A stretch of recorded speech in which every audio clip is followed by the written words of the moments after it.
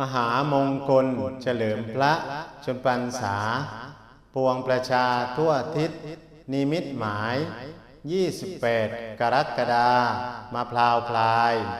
น้อมดวงใจถวายพระพรชัยทรงสืบสารรักษาและต่อยอด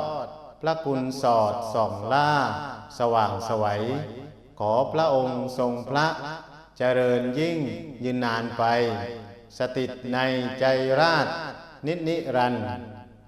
ด้วยเกล้าด้วยกระหม่อมขอเดชะข้าพเจ้านายสุวิทย์เจโซ